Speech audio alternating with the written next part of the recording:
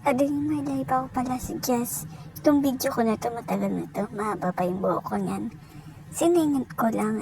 And ito pala ay birthday ko nito, October. And ngayon ko lang siya mapopost at ngayon ko lang siya may edit.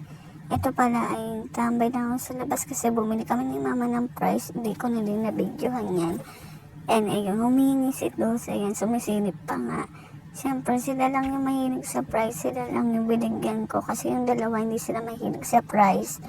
And bumili din pala kami ng milk tea. Ayan, naisipan ko maglinis ng kuko kasi sobrang dirty na. Wala namang ganap sa birthday ko ng time na to. And may nagbigay lang ng budget para sa akin. Yung bang pangkain-kain ko lang gano'n.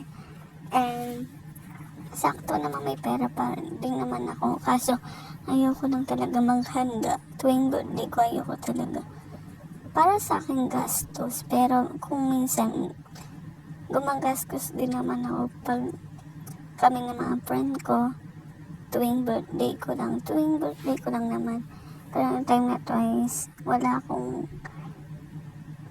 akong handa nito kasi nga mas gusto ko ako na mag-isa, ganun. And kami lang ni mama kakain sa labas and yun, tamang gala lang kami at sobrang cute nitong kuting ko. Na-miss ko yung video.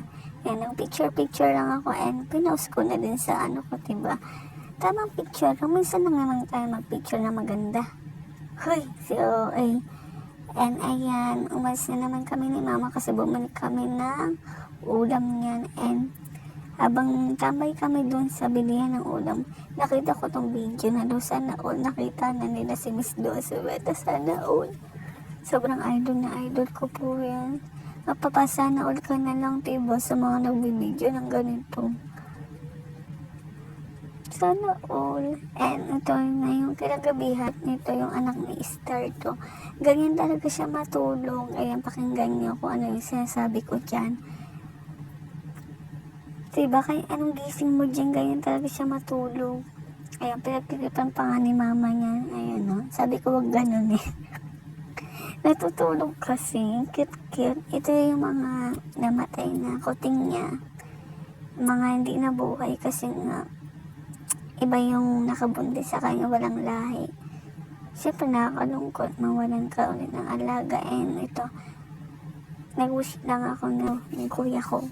Ayan, tamang libre lang siya. Dapat ordering ko yan yung cake lang. Kasi parang sa lubong ng birthday ko yan. Sa lubong ng birthday ko yan, time na yan. And mga as 12 na din nata to. Mga 11 ganun. Hanggang as 12. And umuwi na din kami, guys. Ayun lang naman kaganapan ng birthday ko. Ayun lang muna. Bye-bye!